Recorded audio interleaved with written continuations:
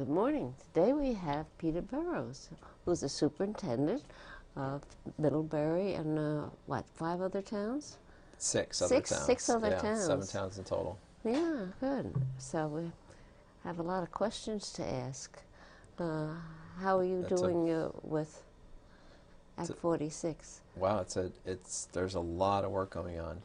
Yeah. And has been a lot of work going on since it was passed last spring. But actually, I think you had started it already before. Yeah, well, we had started, our history with this question of school board unification goes back before my time here. Yeah.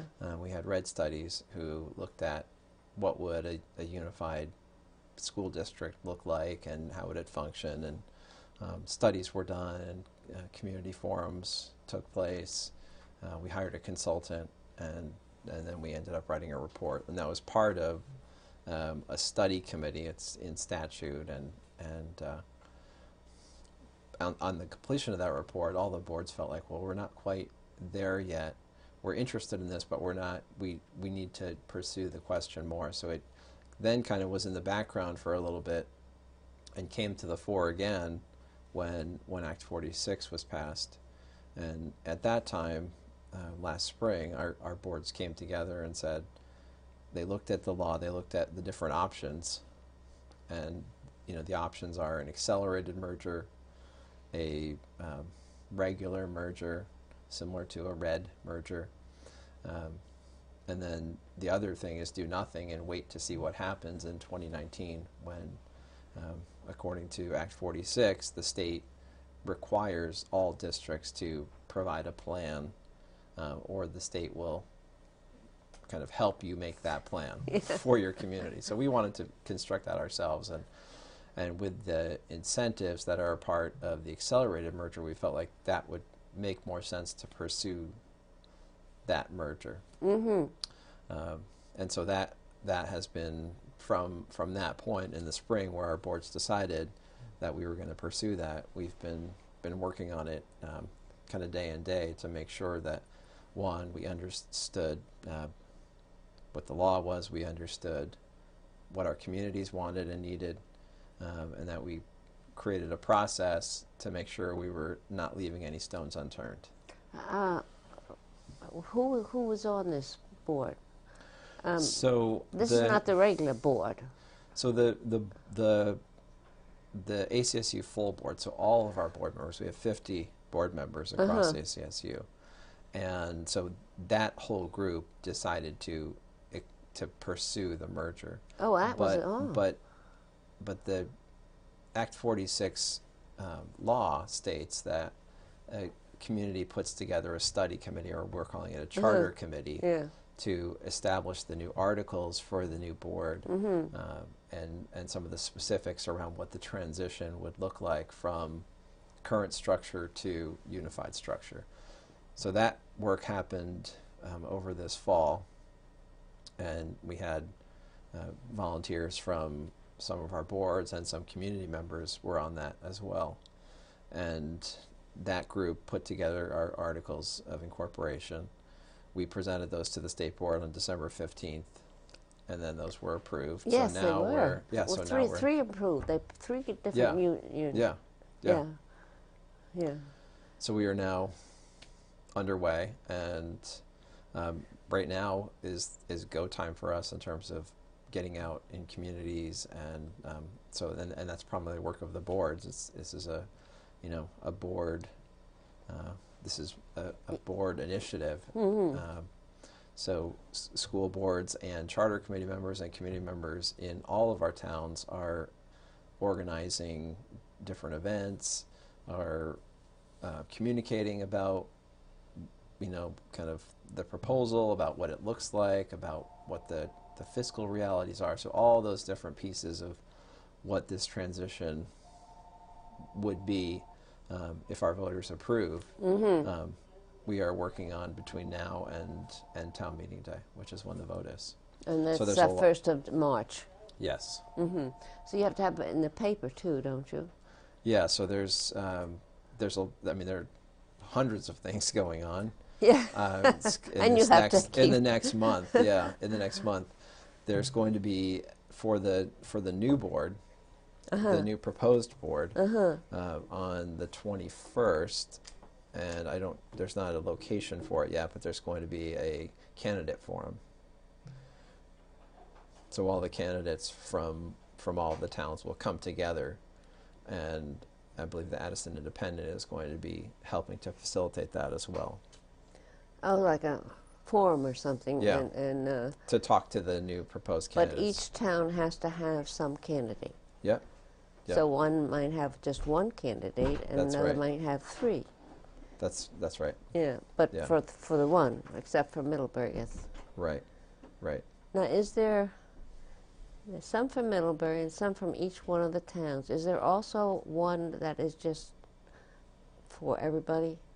There's no at-large member from everywhere, but Yeah. but because of the construction of the new board was created by the Charter Committee in consultation with the Agency of Education and Legal Counsel, and what they determined was that in order to meet the requirements of the law and constitutionality, the proportionality of the board, that they needed to have 7 from Middlebury, 1 from each of the outlying towns, Which is 6.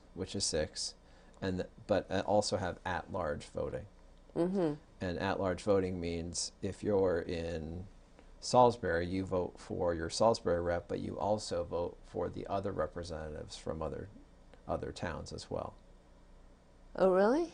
So everybody is voting on the composition of this new unified board, which is a different kind of process from what some people are accustomed to, where your representative you only vote on. And I think some of the thinking behind that is that this new board is shared by everyone. So it's not your delegate necessarily, but you have a stake in every single board member on that new board, not just the person from whatever town you are from. So then how do you get 7 from Middlebury and... So the people running still have to come from those towns. Oh, come from those towns. But everybody votes on all of the board members. Oh, I see. Yeah. Well, you'd be all day going. Yeah. Yeah. And this is done in some other districts in the state right now. So it's not the first time this has happened. But. So what else would you like to tell the people about unification? Well, there are, I think the big thing we're really focused on right now is getting word out and making sure that people are coming to forums. They're reading the literature that's being sent out, and there are many in every community. There are slightly different things happening because each community has really wanted to put that together on their own for their communities. So there's both shared events for everyone, and then there are also specific events in Shoreham or Ripton or in different places. So it's important that people are connected and understand what's happening and really come and engage and ask the questions, because it's a really big change. Yeah. It's important to really talk through both the things you think are great about it and the things that you're concerned about. I think in my conversations with people throughout our communities, it's clear that there are very different perspectives, and it's important to all come together to really kind of try to build understanding together. And I think that's what the ACSU boards right now, in preparing for this, are really trying to reach out to people that may not know enough about it, that may have read Act 46 in the newspaper, but don't really know, what does this mean in terms of how our schools operate? What does it mean in terms of my voice? What does it mean? If we get to town meeting day and we haven't gotten to those people, then I'm concerned that we won't have done enough. So I think that's our real focus. Yeah. Over the next month is making sure that we get to those people that don't necessarily come to a nightly community forum or you know, look at as many venues as possible to make sure that the communication is clear and people understand. And then you'll have to have a budget at some point. Yeah, so But right now you'll be all be working on specifics- the budget for each district right now. Yeah. Yeah. So right now for fiscal year 17, which is next year's 16-17 school year, we have just finished the budget process to present to voters on March 1st. And if the unified board is approved, we will then, in the following year, be working on one single unified budget for all schools. So even though you're unified, you don't have a budget for this first year because In the first year, Yeah. you'll be going off of what Yeah. we just created. Yeah. And so really the vote is required to happen by July 1st, 2016 to approve, but the operations take a year. And so there's a transitional period of about a year where both boards would be working in concert. The new board would be working on negotiations and budget and policy for the new unified board. And the current boards would continue some of their work as well. And so they would run in this transitional period for a year. Oh, that sounds good. Yeah. Yeah. So there are a lot of, in terms of the why, and, there's been a lot of writing about it in the paper, and this is a statewide conversation as well. You probably saw that last week, Rutland Northeast, so that's the SU right to our south, with Brandon, Whiting, etc. They approved their unified school board vote by a substantial margin. It was, I think, 78% in the affirmative to unify. Oh, wow. No, I hadn't heard this.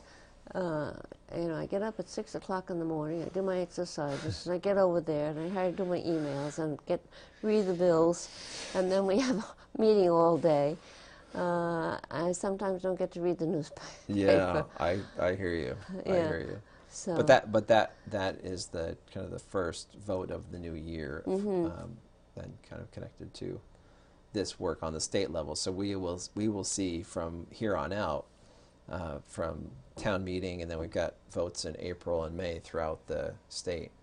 I think we'll see some significant movement this year, and I, my hope in our outreach and communication is, what I've been trying to talk to you from my vantage point as superintendent is what I think is possible with a unified board, to have one vision when we have all of our kids coming into the middle school and the high school from all of our towns. We are one organization, but we have many different moving parts right now. Yeah. And and you want them all to come into a seventh grade with the same knowledge. We do, and I think, and we're working on that now anyway. Yeah. So it's not, whether we have a unified board or not doesn't change the fact that we're constantly working to be a system to make sure that all kids are getting what they need, as well as celebrating, I think, the unique towns and schools that we have, which, they're not all the same, and they're not going to be the same. No. But we want to make sure that the curriculum is aligned. We want to make sure that assessment is aligned, so that we can be sure that when students not just get to middle school, but the pre-K through 12 experience, that's absolutely at the best it can be for every kid. And one of the challenges we face now with so many boards and so many governing bodies for one organization, our decision-making process is fairly challenging. So for us to come together and build understanding and agree together is a challenging, can be a challenging endeavor. I have a feeling that Addison County will work that out rather quickly. We do talk to each other in different groups and so forth, and we do. There are a few towns that are going to have some real trouble with this, but maybe we can figure out something. Well, and that's part of what has come up in this conversation is looking at, where are we headed, and what is the,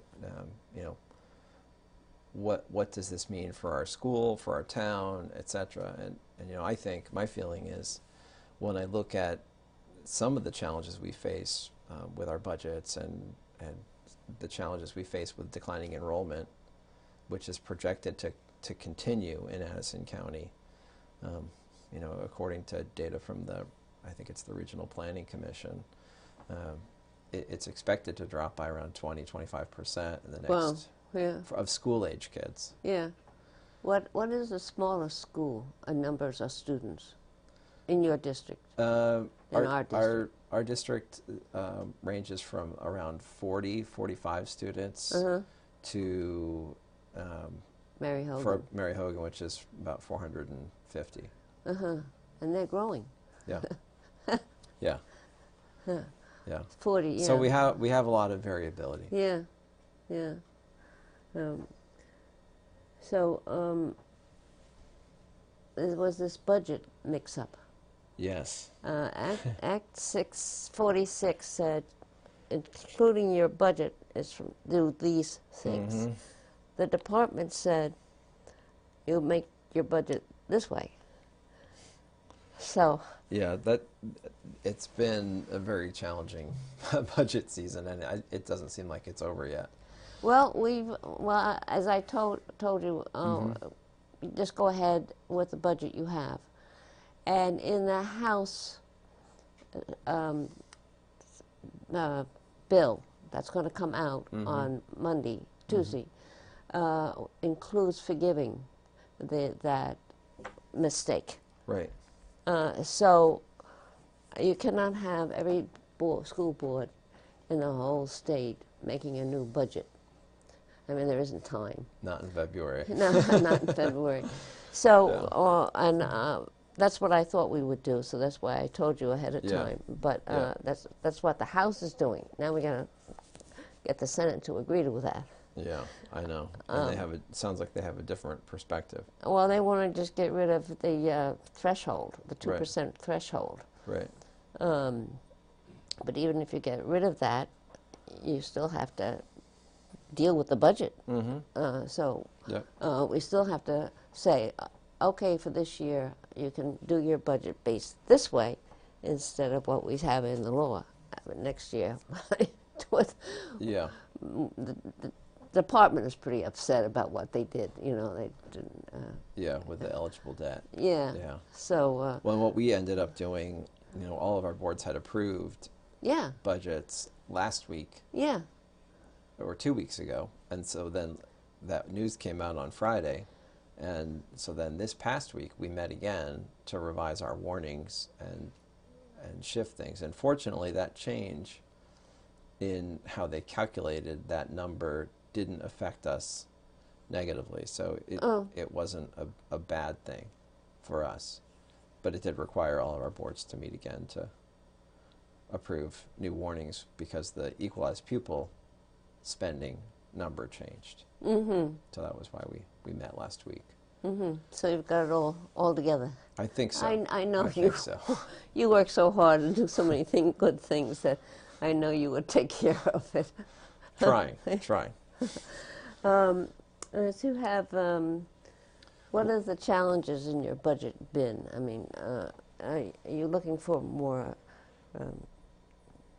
different languages? Are you looking for more science? Are you looking for more math? What are your challenges? So those are some of the conversations we're having right now in year one of our strategic plan. We're looking at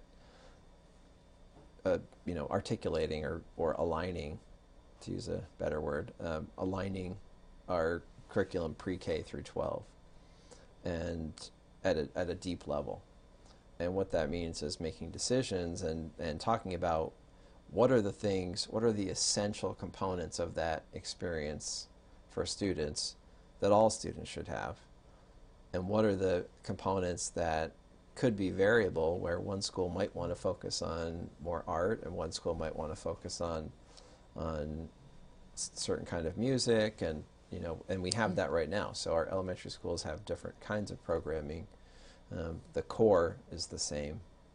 You mean the math and spelling and Right. reading and But it's writing. something that came up, again, before I got here, there was a lot of conversation about world languages, and should world languages be something that every student gets in elementary school?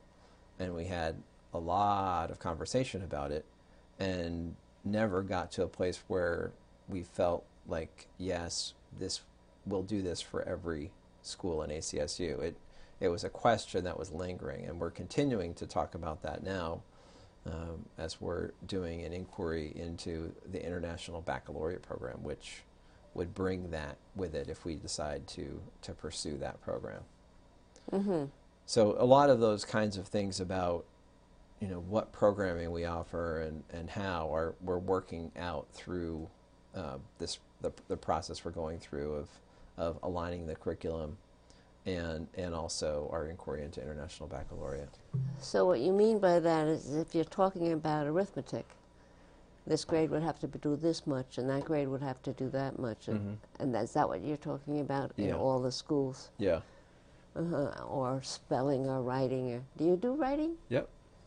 Yep. Because some schools have gotten rid of writing.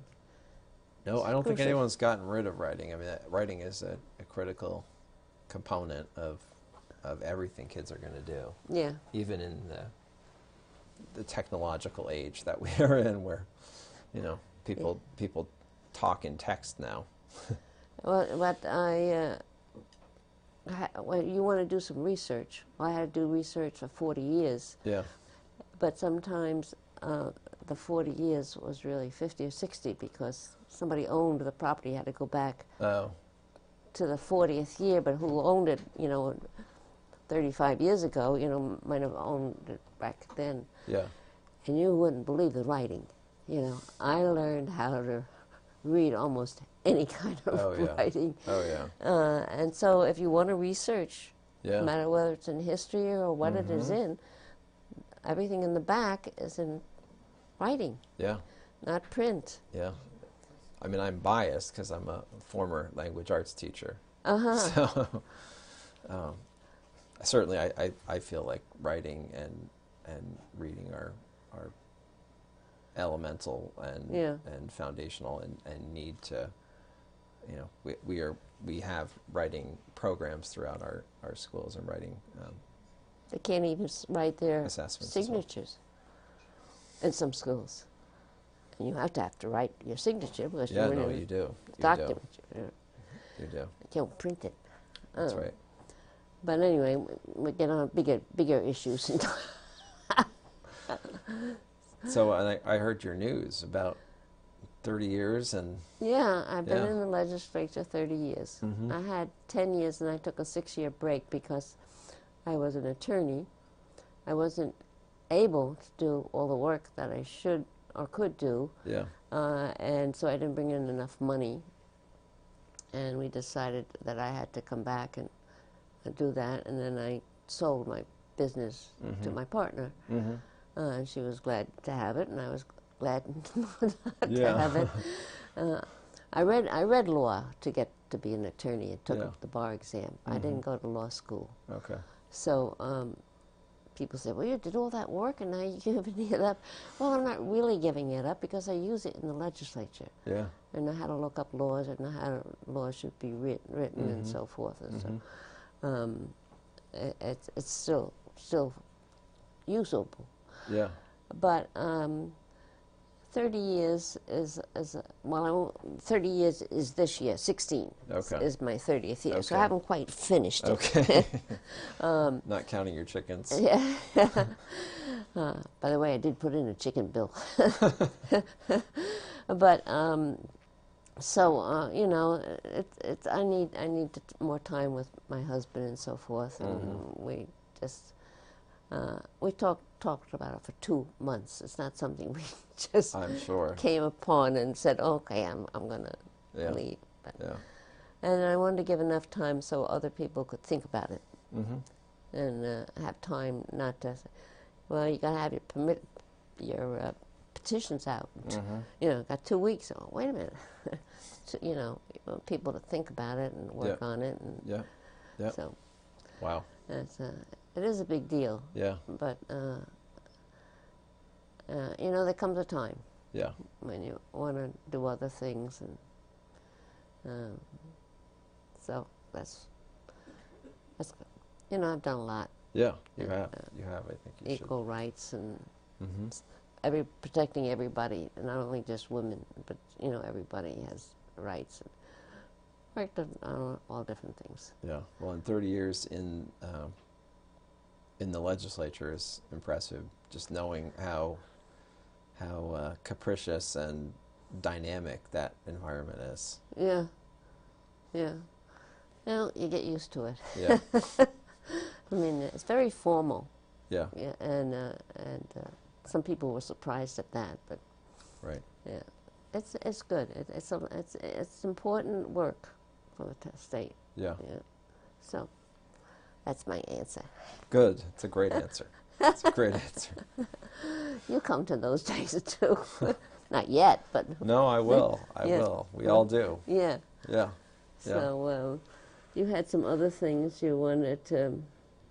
Oh, are you going to vote on this Act 46? Yeah. So let me explain the process, because that's one thing that you know, we're working on right now to try to explain it in a way that people can understand it, because it's very complicated what people will see at town meeting day. So yeah, I went to one of the meetings. And yeah.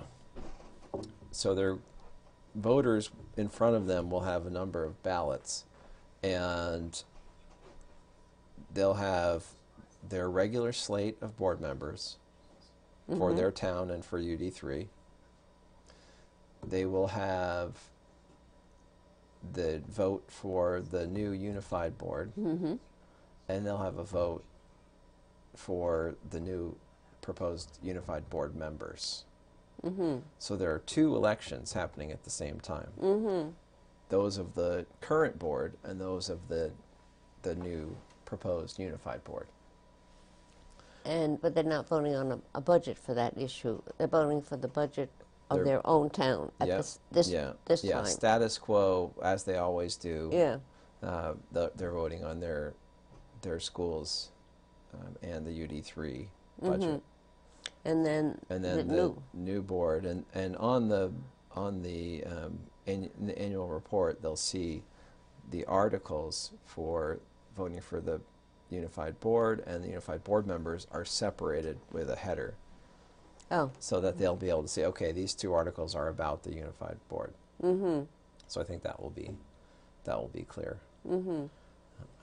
So it is taking time. We've met with town clerks a couple times, and are continuing to dialogue with them, because they are, you know, on the ground and have a great understanding of how all these things work. And they have to get the ballots out. Yeah. Or whatever you're going to vote on. Right. Or amendments or whatever. Yeah. So that is all in process, and so those votes, the unified votes, are Australian ballot. Those 2. Those are not floor votes. Oh, so but they can have the other ones if they're. Yeah, if usually they vote, do it at town meeting, then they can still have the vote at town meeting on Monday night. Yeah. You know, or whatever they have. Yeah. Yep. But the others have to be Australian ballot. Yeah. And we're working on just a brief 1-page summary to provide information of, you know, what they'll need to understand to make sense of it on town meeting day. So I think that part of it will be clear. Okay. Thank you for coming. Thank you. It's great to be here. Thank you for watching, and have a nice day. Bye-bye.